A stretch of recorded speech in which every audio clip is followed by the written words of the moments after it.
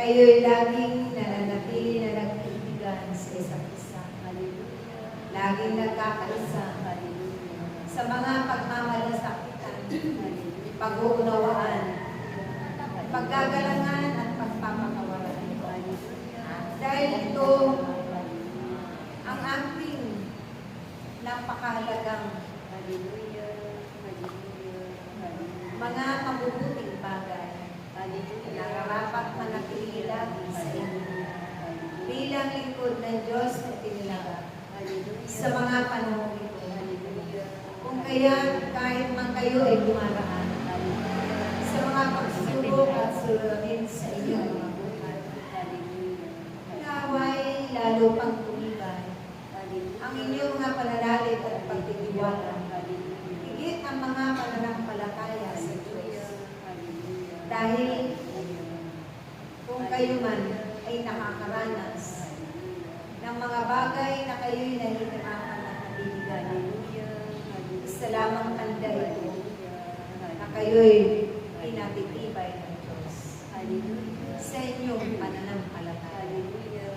Huwag ninyong ipagdaramdam anuman na nakakasakit ng inyong mga kalooban bilang tao na may pananalig.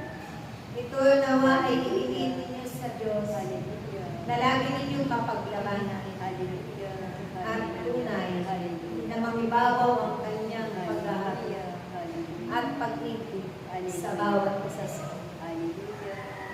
Maiibig ninyo ang mga nagbibigay sa ng inyong kalooban, bigat ng inyong mga pasanyo, dahil kayo man ay nakilala na ninyo ang Diyos na nagkaloob ng kalayaan sa bawat isa sa inyo.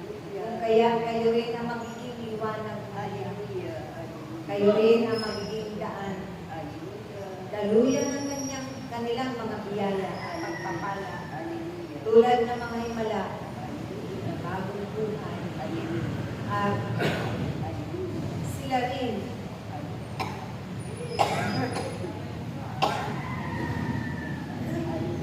nakasunod sa kalooban ng Diyos. Naway aking mga anak, huwag ninyong kaliligtaan ang mga iniwang aral at taturuan ng Diyos na kayo ngayon ang magpapatuloy nito. Dahil sa aking pangunguna, sa aking kapispusa at sa bawat isa sa inyo, na kailanman hindi na ninyo nililingon. Bagkos, tuluyan, unti-unting nililimot. Mga bagay na hindi man makakatulong sa inyong buhay paglilingkod. Sa araw-araw ninyong pamumuhay, maging matatag nawa ang inyong mga pananampalataya. Dahil kayo'y patuloy na huhubuhin ng Diyos, dadalisayin ang inyong mga puso at isipan. At ang lahat ng ito ay inyong pasalamatan sa Kanya. Magpakailanman. Kayo man ay daranas din ng mga pag-uusip sa inyong pagkayo. Pakinig kayo ng mga salita na itong magbibigay sakit ng inyong mga kalooban. Subalit huwag ninyong iindahin. Lahat ng ito. Ito'y papawiin ng Diyos. Dahil kayo tunay at tapat at makatotohanan na naglilingkod sa Kanya. Hanggang wakas sa inyong mga buhay. Tunay na pinagsusumikapan ni Hallelujah. Sundin at tukdin. Ang inyong mga pinangako sa Hallelujah. Pagpakailanman. Ako ang banal na Espiritu Santo.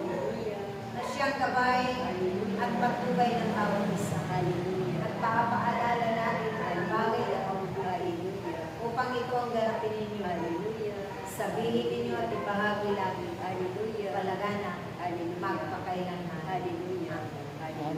Praise God. Okay, thanks. Kami personal na